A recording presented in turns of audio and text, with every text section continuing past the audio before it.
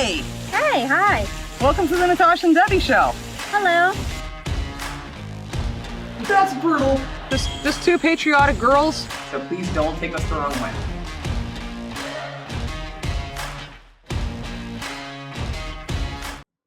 Hi. Hey guys, Welcome to the Natasha and Debbie Show. how you doing? Why are you so smiling? Because tomorrow is Thanksgiving here in America. Yes, it is. We're gonna eat a lot of food, and I'm gonna be like 25 pounds fatter when you guys see me next. I think most of us will be. Mhm. Hey, patrons. Hopefully you'll be on the lookout this weekend. We are going to put out a special Thanksgiving Day video. Yes, you guys, patrons, you get a special Thanksgiving Day video with me and Debbie. You get to hang out with us on Thanksgiving Day. We're gonna do a video, show you all the foods that we make. Well, she makes them. I make one thing. She makes potatoes. But Yay. it's that Irish ancestry. I have to. It's kind of in my DNA. But yeah, you get to see some family and friends and see what our Thanksgiving Day is like here in America in our own home with our family. So we're excited to share that with everyone over on Patreon. And I'll let you take it from there. I'm just going to keep doing that. That's weird. If you like what we do here on YouTube, please consider subscribing to our channel. And if you like this video, hit that like button. Good job. We should both do that. We look like stupid people. I know. Corny. I'm also excited though about doing this video today. This has been in my watch later list. How long do you think? I don't know, a long time you've been talking about. Is this time to do it yet? Or? Yeah, I've been wanting to do this for a Yeah. while. So this is Oliver Cromwell, the man who killed a king. And that's my extent of my knowledge on Oliver Cromwell. He killed King Charles, not the current one. He's fine. But that's all I know. I want to dig in, get into it. I know that we were told this is a very extensive video, so we got to focus, pay attention. We're going to do our best. Yeah, so hopefully you're in the mood today to learn some history or go back and relearn some history that you've already known. And I'm going to keep playing with my hair probably the entire video. Let's get on with it. Oliver Cromwell, the man who killed a king. Let's check it out. Big title right there. Let's do it. He's the man who killed a king. Oliver Cromwell, the English Puritan turned military dictator, is today most famous for signing the death warrant that led to Charles I's bloody execution in 1649. Over 100 years before the American and French revolutions shook the globe, this small-time British farmer from the British Sticks proved with steel that the divine right of kings was not so holy after all. What possessed a guy who worked in agriculture to drop his tools one day and go and commit regicide? The Jeez. story is even more fascinating than you probably think. Well, From I his think it humble is. background, Cromwell would rise to become a leading Puritan and tireless advocate of religious freedom, even as he committed war crimes on the battlefields of Ireland and pursued personal empowerment with a terrifying zeal. An idol to some, an ogre to others. This is the true story of the man who spearheaded England's Civil War. I say I'm excited. I'm intrigued. England on the Like edge. many great men of history, Oliver Cromwell was born into surprisingly modest circumstances. Well, modest for the landed classes of Britain, who in the dying days of the 16th century were the only ones who really mattered. The second of 10 children, young Oliver was the product of a Protestant family that had done well out of the Reformation 7 decades earlier, rising from brewers to owners of a small estate. He could trace a family link back to Henry VIII's advisor, Thomas Cromwell, and his nearby grandfather frequently entertained James I's royal hunting party. Young Oliver may not have been rich, but he was certainly well connected. He was also growing up in the shadow of Britain's most notorious terrorist attack. In 1605, vengeful Catholics hid gunpowder Night. beneath the House of Lords intending to blow up the king. You're so smart to remember that. What? 1605? Everybody knows that Guy Fawkes Night. Well, once I said it, then I knew, but then I didn't know before. So It's still one of the Good most job for you. fascinating. And see, this is why I love English history so much, because there's so much fascinating stuff there. The plot's discovery fired off a wave of anti-Catholic fervour across England, something that may well have helped form young Oliver's strict Protestant outlook. Terrorism aside, though, the reign of James I was mostly stable, and Oliver lived a mostly stable life. He attended school, spent a year at Cambridge University, only to be forced to return to the family's East Anglia estate after his father died. In 1620, he married Elizabeth Bourchier, and that really should have been that. However, in 1625, something happened that would act as a catalyst for all the bloodshed that was about to follow. On March the 27th, James I died. His son, Charles I, inherited the throne. It was the start of a long march towards catastrophe. Okay. Charles I was, by most accounts, a shy and rather sweet fellow in private. In public, he was everything the growing Puritan movement in England feared. His wife was a Catholic. He supported a form of Anglicism that appeared dangerously close to Catholicism. Oh, and he was super keen on raising taxes to send his friend Lord Buckingham gallivanting off to fight foreign wars that England did not stand a chance of winning. What? When the new king convened his first parliament in That's crazy. 1625, it became known as the Useless Parliament because its members refused to vote through those new taxes that Charles wanted. Annoyed, Charles dissolved the parliament after just 12 days. 1 year later, he tried again. I can't believe Parliament only lasted 12 days. That's interesting. That is. Or one for that the just- MPs. Yeah. You're good. I just didn't catch the end of that. Its members refused to vote through those new taxes that Charles wanted. Annoyed, Charles dissolved the parliament after just 12 days. 1 year later, he tried again, only for the MPs to also refuse to raise taxes that would be wasted on Buckingham's boneheaded buccaneering. So once again, Charles dissolved parliament. And by the way, get ready to hear that sentence a lot. Wait, really? While London Wow. was indulging in high politics, back in East Anglia, Oliver Cromwell was in the grip of a severe spiritual illness. Plagued for years by serious depression, he finally slipped into a funk one night that became a fever, and that nearly became death. When he finally recovered, he was a changed man. Cromwell would later describe his experience as emerging from darkness into light. The light of Puritanism. Okay. From then on, he would be a staunch defender of the Puritan faith. The road to Damascus-style conversion may explain what happened next. In 1628, Charles I decided once again to try raising taxes and called yet another Dissolve Parliament. This time, Cromwell decided to join. Okay. Using those connections that we talked about earlier, he managed to literally get himself a front row seat to the most explosive parliament in decades. Okay. By 1628, Charles had resorted to extracting money from his subjects at sword point. Known as forced loans, they were Ew. as unpopular as daylight robbery tends to be, and became even more so when Buckingham used the money not just for disastrous adventures in Spain, but also to launch an identically disastrous war with France. Again, English history is so freaking cool. So many things. Like, Yeah. we're just a few minutes into this, but, you're hearing this stuff already, and it's like, there are so many books and movies Mhm. that were based off of times, things that happened in To these these times, times yeah. and stuff like this. And it's just fascinating to me. Absolutely fascinating. But this is very intriguing so far. I hope you guys are liking this too. Charles had resorted to locking up MPs who refused to pay, only added fuel to the dumpster fire that was now the new parliament. As a Okay. young Cromwell looked on, Charles refused to accept the new parliament's assertion of their rights to refuse unwarranted taxation. Parliament blamed Buckingham for influencing the king, only for a young army officer to then assassinate Lord Bonehead.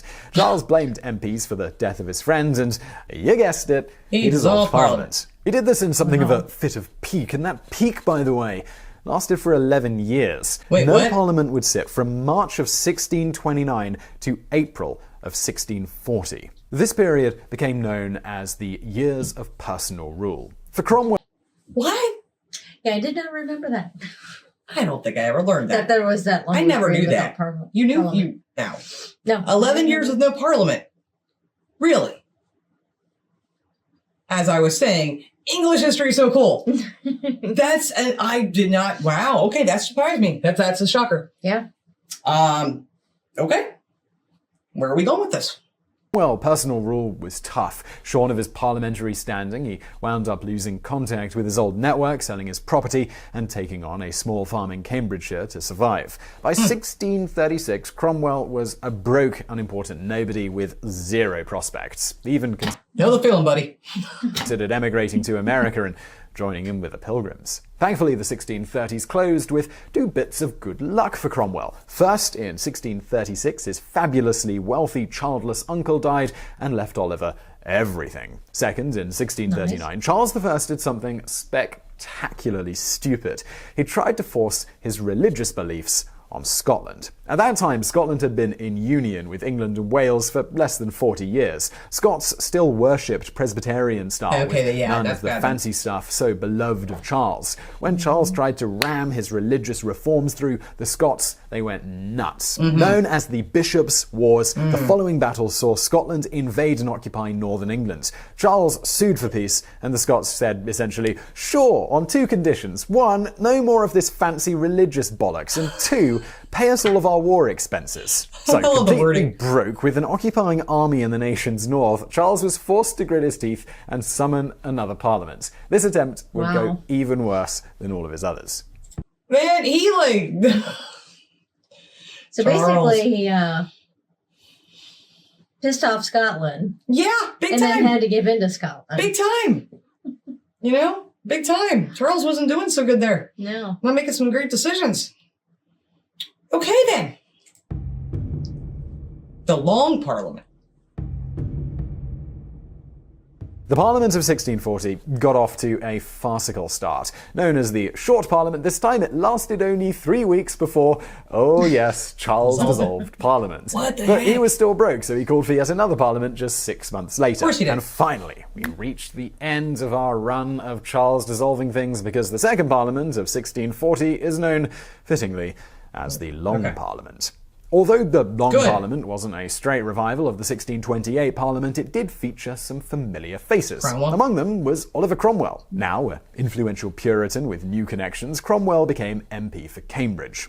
During the 11 years of personal rule, he'd lost his shyness. In the first week of the Long Parliament, he made an impassioned speech attacking the king's imprisonment of freeborn John. In the second, he launched a ferocious broadside at Charles's attempts to force his brand of Christianity upon his people. While the speeches were hardly Lincoln or Churchill, they were passionate enough that Cromwell began to get noticed. While an act putting some of Charles's taxes on a legal footing kept the king somewhat happy, Parliament also passed bills accusing his advisers of treason and making it illegal for Charles to dissolve Parliament without their consent. Oh, and they also attacked his Catholic wife because that's just how things apparently went down in 17th century Britain. By 1641, things had completely deteriorated. A civil war had erupted in Ireland, a royalist coup had been crushed in Scotland. Then Parliament went and presented Charles with something called the Grand Remonstrance. This was basically a top 10 list with the title, The Reasons We Hate You, You Stupid Tyrant.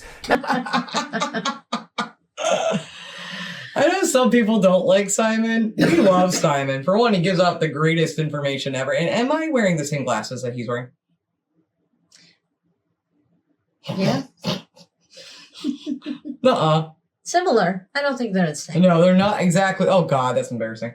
They're not exactly the same. Okay. Shows you're smart. Okay, we'll go with Like that. Simon. No, I'm sorry. That was just funny. This was basically a top 10 list with the title, The Reasons We Hate You, You Stupid Tyrant. That's hilarious. Never a man to take criticism well, Charles became convinced that this was all a Puritan plot against him. On January the 4th, 1642, Charles led a group of soldiers into the House of Commons to arrest 5 prominent MPs, a move unprecedented in English history. But the MPs, they weren't there. They'd been tipped off and fled. Embarrassed, convinced the world was against him, Charles left for London on January the 10th. When he arrived in his traditional haven of Oxford, he began raising an army. In March, Parliament voted to raise their own. By now, everyone had a fairly good idea of where this was heading. In August 1642, the First English Civil War finally began. Pitching royalist forces against Parliament's army, it would ultimately lead to some 200,000 deaths. Unfortunately for most, but not all, for Oliver Cromwell, this would be the moment when he stepped out of the shadows into the blinding light of history. From the get-go, Cromwell was at the heart of the war. Even though he was just a farmer with no fighting experience, one of the very first engagements of the conflict came when he successfully garrisoned Cambridge against a royalist attack. But it would be at the Battle of Edgehill in October where Cromwell really became a soldier. The battle was a stalemate, but Cromwell was able to witness firsthand the effectiveness of the royalists' horse-mounted troops. Convinced the parliamentarians needed cavalry to win the war, he headed back to East Anglia to raise a mounted army. It's almost impossible to overstate how effective Cromwell's horsemen would become. By mid-1643, they'd secured East Anglia for Parliament. In 1644, they wiped the floor with Charles's own mounted troops at the Battle of Marston Moor. Cromwell was such a natural leader of men that he was soon promoted to lieutenant general and given the nickname Ironside. His men were professional, disciplined, and loyal. Quality. It's kind of reminding me, I'm not comparing them, just some memories here. Not memories, yes, I was alive at that time, of our Civil War here, and like how, the best generals and like the strongest ones, the most effective ones came from nothing and then were farmers and things too like that. And then, the Ironside nickname and different nicknames, like Stonewall Jackson and I don't remember the rest of them. But it is fascinating. I didn't know this was going that direction. I know that you guys had a Civil War. Is it just one or two? I think you had more than one. You're going to tell me in the comments, I hope. Yeah. But this is not the same time period I thought it was. I didn't know when it was, so I'm learning this too. Rewind that just to hear. Given the nickname Ironside, his men were professional, disciplined, and loyal, qualities sorely lacking in the rest of the parliamentary army. In fact, it was Cromwell's obvious military skill that stopped him from exiting the story at this point. Fed up with ex-aristocrats leading their army, Parliament passed a motion in 1645 to kick every MP and lord out of the military. As MP, Cromwell should have been among them, but Parliament passed a second law allowing him to continue serving under a new leader, Thomas Fairfax. They knew that winning the war rested on Cromwell's cavalry. In 1645, Cromwell's horsemen played the decisive role at the Battle of Naseby. Here they effectively wiped out the Royalist army. Charles held firm for another year, but in 1646, Cromwell took his stronghold of Oxford. Charles fled into the night, disguised as a servant. He travelled north and threw himself on the mercy of his old enemies, the Scots. Unsurprisingly, the Scots traded him to England, and with that, the First English Civil War was over. Wow. Didn't see that comment, did you? No. Huh. That's an interesting turn of events, though. That's fascinating that he goes there to Scotland. Right. And they're like, yeah, bye. So sorry. Like, oh, yeah, I think we'll keep... No. I didn't see that comment. Why would he go there? Why would that be his game plan? Bad plan, dude. Bad plan. Place else to turn. Well, that's not a place you go to. You've done ticked them off enough. Yeah, you would think. Oh, this is interesting. This is so interesting. Sorry. Remarkably for a regicidal dictator, Cromwell responded to Charles's capture by trying to force Parliament to cut a deal with him. Cromwell sincerely believed that the only way forward was to restore Charles I to the throne, only with a new constitution in place to stop him running around and raising taxes and dissolving Parliament. The hero of the parliamentary cause even joined a rebellion against Parliament that year, using his influence to force out 11 Presbyterian MPs that he considered anti-army. If Charles I had been just a little bit less of a stubborn ass, it would have all ended right here. Sadly, being an ass was what Charles was all about. Despite losing the war, he refused to accept any deal with Parliament. Instead, he cut a secret deal with the Scots to make the whole of Britain Presbyterian if they'd just invade and restore him to the throne. And the Scots, they agreed. And so we come to the embarrassment that is the Second English Civil War. Embarrassing because of its farcical lack of coordination. Royalist uprisings paralysed Wales and southern England in 1648, but the Scots didn't invade until Cromwell and Fairfax had already subdued them. In August, Cromwell rode north, met the Scottish army, and annihilated it. Really? So much for that. However, there were two important outcomes from this second dust-up. The first was that the army forcibly purged Parliament of MPs who didn't support Cromwell and Fairfax. This severely reduced Long Parliament became known as the Rump. The second was that Charles's role in the Scottish invasion was inevitably discovered. With Cromwell's blessing, the Rump dragged Charles before it and held a mock trial. Charles, he was sentenced to death. Only 59 MPs, including Cromwell, dared to put their names on the execution order. On January the 30th, 1649, Charles was publicly executed in London, his head lopped off and held aloft for the crowds to see. Unpopular as he was, it's thought only 100 or so men in the whole of England wanted to see him dead. It's just a shame for Charles that one of those men happened to be Oliver Cromwell. Yet powerful as Cromwell was at this stage, he didn't just transition straight to ruler of Britain after Charles died. It was the Rump that now held supremacy, and Cromwell was pretty fine with that. They supported his army, and besides, history still had one major task for him. In 1650, Cromwell was sent to end the Irish War. The Irish Rebellion had been bubbling away in the background the entire time England was in chaos. Now that the chaos was seemingly over, it was only natural that England would want its wayward province back. Sadly, to achieve the same, Cromwell did some truly terrible things. Oh, no. Cromwell's massacres at Drogheda and Wexford are still remembered for their cruelty. Both involved Really? Cromwell besieging a town, then offering no quarter to soldiers or civilians. Thousands and thousands died. While some historians have suggested Wow. the scale of suffering was exaggerated, there's little argument that both sieges constituted atrocities. Still, they did end the Irish Rebellion, and Cromwell returned to England in 1650 just in time to land himself in the mess of the Third English Civil War. Okay, That I year- was wrong. There's more than 2 civil wars. Like quite a few more. I feel like I'm sorry, you were gonna. I'm so sorry. I was just going to say how fascinating this is. This is a lot to take in. Trying to keep up with it all, but this is massively really... important time. I can tell. Yeah. Hugely important time Yeah, in it's your huge. history. 3 civil wars in that same time. This was a very serious time, and I'm glad we're looking at this. I didn't expect to find all of this in this one video, but yeah. I think this is absolutely fascinating. If you guys do too, hit that like button.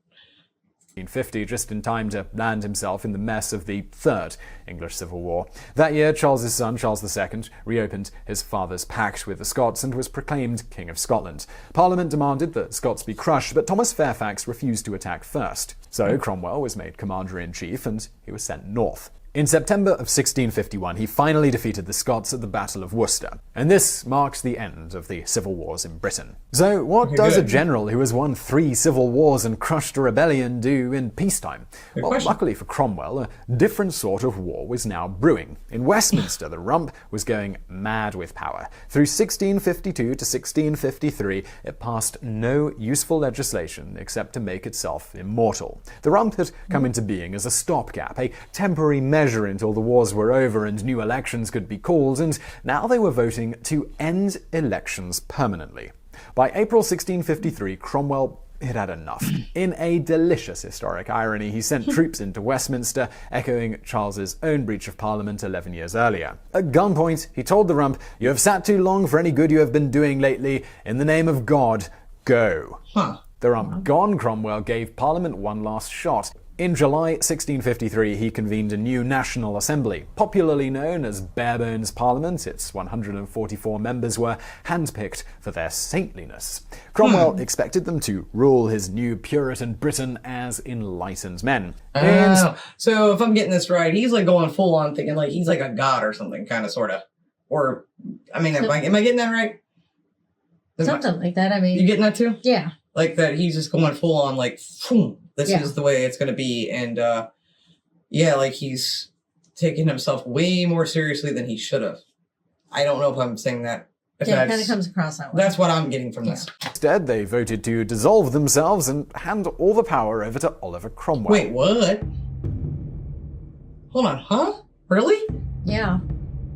What's that mean then? Cromwell is often portrayed as a power-hungry tyrant, but all evidence indicates that he really did try and refuse absolute power. In the end, though, he capitulated. The 15th century title of Lord Protector was revived for his reign and a new constitution was drawn up. Known as the Instrument of Government, it split power between Cromwell, a 15-man Council of State, and a new parliament of 400 elected representatives from England, Scotland, Wales. What does that sound like to you? 400 Parliament. Wait, what does that sound like to you? A republic? Yeah. Kind of sounds like a little, Yeah. am I getting this wrong? Am I crazy right now? I just feel like I'm hearing things differently. Hold on. Rewind. Bear with us just a moment. Of Lord Protector was revived for his reign and a new constitution was drawn up. Known as the Instrument of Government, it split power between Cromwell, a 15-man Council of State, and a new parliament of 400 elected representatives from England, Scotland, Wales, and Ireland. This was actually kind of progressive. Never before had Scotland or Ireland been guaranteed their own MPs and seats, albeit they only got 30 each. Not that this mild progressive bent stopped the parliamentary wheels from soon falling off, though.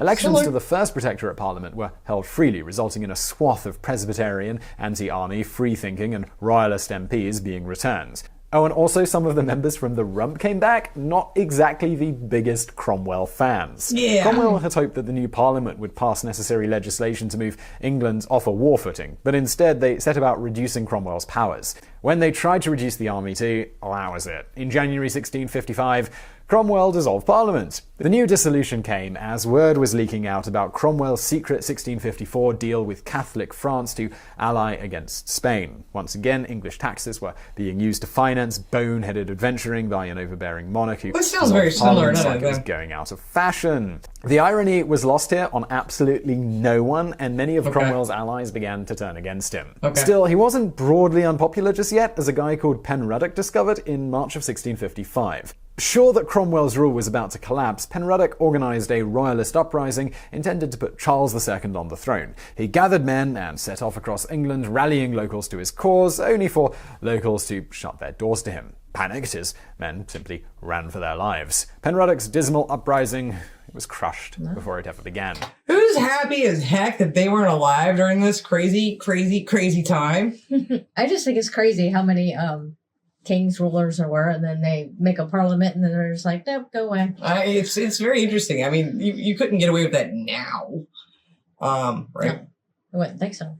But this is a lot of interesting, cool stuff, though. For real, like he is ending up exactly the way that he didn't want to be. I mean, that's just not what I saw coming.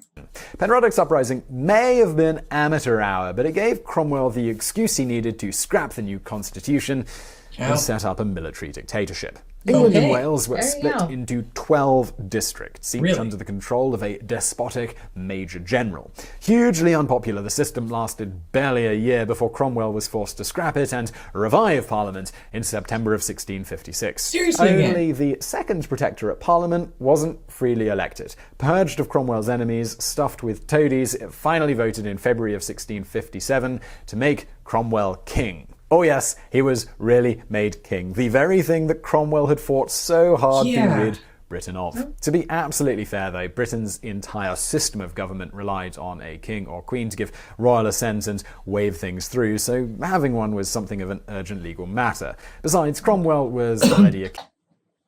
How long was there not a king then? I didn't do the math. I didn't notice the years. So then, did you guys like not have a king then for a period of time? Like no actual monarch? That I somehow my brain. Sorry, it's a lot of information. Well, I just don't think I don't know. I have a headache. Who else does? There was a time where you didn't have a king. Clearly, there was, and that's crazy. Mm-hmm. Things I didn't expect to learn in this video. This video is awesome. Is there a movie on this? There has to be a movie on this.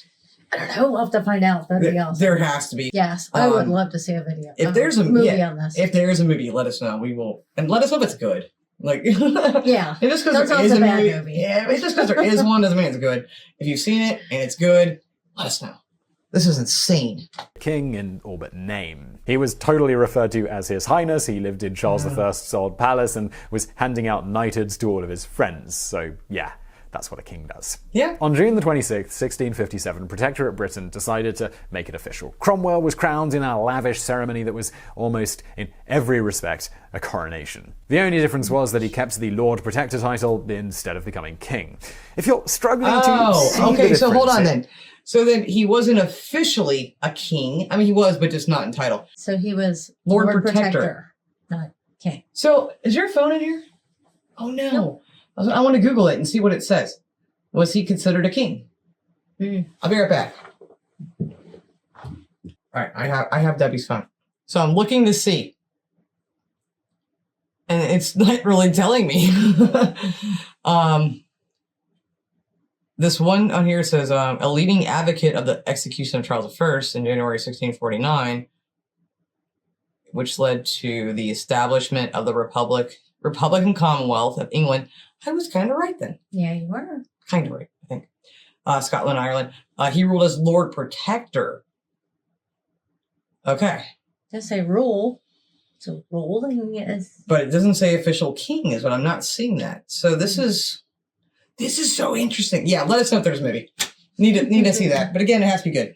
All right, sorry guys, I really needed to know that though. I'm gonna rewind that back just a bit though, just a little bit. There we go. United to all of his friends. So yeah, that's what a king does. That's what a king does. On June the 26th, 1657, Protectorate Britain decided to Protectorate make it Britain. official. Cromwell was crowned in a lavish ceremony that was almost, in every respect, a coronation. The only difference was that he kept the Lord Protector title instead of becoming king. See? If Weird. you're struggling to see the difference here, well, so were many of Cromwell's old comrades. In fact, they were struggling to see the difference between the Protectorate and the years of Charles's personal rule. King Oliver was levying taxes to fight pointless wars and dissolving Parliament at the drop of a crown. Oh yes, and we're not done yet because he totally did it again. In February Dissolve Parliament. 1658, the Second Protectorate Parliament voted to grow a backbone and readmit MPs excluded by Cromwell, and so that was it for the Second Protectorate Parliament. The last few months of Cromwell's life saw him withdraw from public affairs. His daughter Elizabeth died of cancer in early 1658, and it seems something in Cromwell, some vital spark, just vanished. He stopped receiving people or even really ruling. Perhaps he realized what he'd become and was disgusted by it. Perhaps not. On September the 3rd, 1658, the man who was almost King Oliver passed away. That night, a terrific storm racked England. Houses were torn apart and scattered by the winds. Ships sank beneath the rolling waves. It was said that the storm was Satan, come to take the Lord Protector's soul. Although the Protectorate would survive another year under Cromwell. Holy crap, guys! Like, let's not hold back. How did you really feel? How did they really feel? Wow. That says a lot. That's a lot, yeah. Wow. Yeah, that's a big statement. Okay. Take the Lord Protector's soul. Although the Protectorate would survive another year under Cromwell's son Richard, it effectively died with Cromwell. Richard would last less than a year before being deposed and replaced with the revived Rump. The Rump would in turn barely reconvene before an army general known as George Monk marched on London and ordered the Rump to readmit its excluded members. The Long Parliament was then revived just long enough to vote for its own dissolution. The new Convention Parliament that followed in 1660 immediately voted to restore Charles II to the throne. So the English interregnum ended. Charles II was on the throne with the only new limitations on his powers being those proposed by... That's how long it's been since there's been a Charles. Now we have Charles III. Yeah. Wow, I didn't know that. Huh. Well, now I know all about the first two. Well, not the first two, just the first one. Don't know anything about this guy yet. Right. But didn't realize that was didn't realize that's how long. I don't know all the monarchs, guys. I need to figure that out. Yeah. So that was interesting. The Long Parliament back in 1640. Everything that had happened in the intervening 2 decades, the 3 English civil wars, the Irish Rebellion, the Protectorate, they all became effectively pointless. Cromwell had raised an army and killed a king, but within 2 years of his death, his achievements had all turned to dust. On January the 30th, 1661, Cromwell's body was disinterred 12 years to the day of Charles I's execution. Alongside the corpses of 2 other prominent parliamentarians, it was symbolically hung at Tyburn Gallows before being beheaded. As late as 16... Come again? So they dug him up and then hung him. Is that what I heard? That's what I heard. That's what I heard. Did we hear that? Did we hear that? That's what I heard. Did we hear that? I'm sorry, what else? Why? Wait, no, that can't be right. Is that what he said? I do believe that's what he said. Hold on. That is some, like, crazy crap right there. Let's see if that's what he said. There's no way. Killed a king, but within 2 years of his death, his achievements had all turned to Maybe I went too dust. far. On January the 30th, 1661, Cromwell's body was disinterred 12 years to the day of Charles I's execution. Alongside the corpses of 2 other prominent parliamentarians, it was symbolically hung at Tyburn Gallows before being beheaded. As late as 1685, you could still see the former Lord Protector's head on a spike outside Westminster. Was all the bloodshed for nothing? Without a doubt, Cromwell did some terrible things during his long career. He committed atrocities in Ireland, and his personal ambition turned what could have been the world's first liberal revolution into a gigantic flop. It would fall to American and French revolutionaries over a century later to complete what the English had started. But Cromwell was also a truly great general, a leader of men who could stand shoulder to shoulder with Washington or Bolivar. Without Cromwell, we have no parliamentarian victory in the English Civil Wars. Without Parliament's victory, none of the ideas that would later influence the Founding Fathers gain any traction. Really? Cromwell, he was an ogre, a despot, a fool, and a failure. He was also the man who killed a tyrant king, and in doing so, ushered in our modern world. Wow. Okay. Dear Lord, that was so much more than I bargained for. And I hope you guys stayed for the whole thing, because it is long. I know that, but that's a lot. But my gosh, went over a long period of history, and there's so much that happened in there. Oh my! That we have to watch that back again. And please, like we asked before, if there is a movie, not just a good movie, but accurate, because it's hard. Why watch something that's not accurate? I know that was longer video, but still, I would have liked to watch that with an additional second part, give us a little bit more. I thought it was incredibly fascinating and interesting, and had no idea all that happened in that time frame. And I knew Oliver Cromwell killed a King Charles I. Right. I did not know anything else about that. So all of that was shocking. I may have said a couple things. I may have been incorrect, and again, I'm doing my best to try to keep up and learn about something that's foreign to me. If you guys like that, please hit the like button. Consider subscribing. But I just the wow, they dug him up. I can't believe that part that they dug him up after he's already dead, buried, been in there for a while, and then let's pull him out and hang him up for everyone to watch, and then that's insane. Still his head's outside Parliament even years after that. Yeah. I know it's a different time period, but dang, ruthless. Yeah, wow. Ruthless. Well, I mean, look what happened with the gunpowder plot and what happened with those guys. That was some hardcore stuff. And then, oh man, that's insanity. But there's just so much there. 3 Civil Wars. At the beginning, I'm like, oh, you guys have like 2, right? No, 3. And all of this in this time period, this is craziness. Yeah, there's so much going on there. But it's so fascinating, too. It's just English history. I've said it probably 5 times. I apologize for repeating myself, but it is fascinating. And there's just so much there. So if you learned something, let us know. We'd like to know if you learned something with us. Thank you guys so much for watching this episode. Hope you enjoyed. Don't forget, bonus Fridays are going to try to be every Friday from here to the end of the year. So that we'll have a Friday episode for you as well. And that's where we'll both be weighing 25 pounds more than we do now. But happy Thanksgiving to our American friends that do watch. I hope you guys all have a great holiday. It is my favorite holiday.